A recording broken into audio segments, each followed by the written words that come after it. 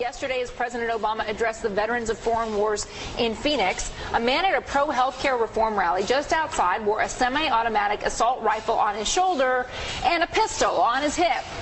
The Associated Press reports about a dozen people in all at that event were visible carrying firearms. And the reason we're talking about this, a lot of talk here, Dylan, because people feel like, yes, there are Second Amendment rights for sure, but also there are questions about whether this has racial overtones. I mean, here you have a man of color in the presidency and white people showing up with guns strapped to their waists or to their legs. It sounds simplistic when you put it that way, but it is real that there is tremendous anger in this country about government, the way government seems to be taking over the country, anger about a black person being president, just several upheavals in the country over the last 10 years, from 9/11 to the economic tsunami to the black man becoming president.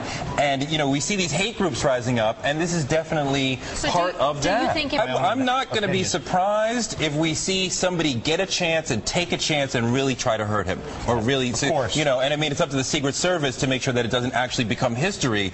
But, you know, I think we're going to see somebody, you know, some sort of Squeaky Fromm, some sort of Mark Hinckley figure, because there's so much anger in the country about him, about what's going on with government. Angry at government and racism, you put those two together.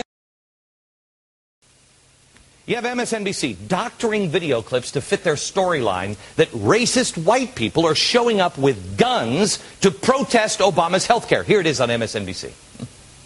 Healthcare reform rally just outside wore a semi-automatic assault rifle on his shoulder and a pistol on his hip. There are questions about whether this has racial overtones. I mean, here you have a man of color in the presidency and white people showing up with guns strapped to their waist.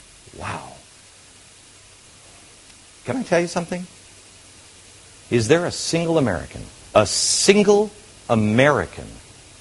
wants to see harm come to any member of Congress or the President of the United States at any time? A single American. This is outrageous to say. Luckily, if you're a Fox camera and you happen to be there and you're not creatively editing, that film that was shown on MSNBC looks like, uh-oh, look out. Oh, he's a racist black man who just hates the black president.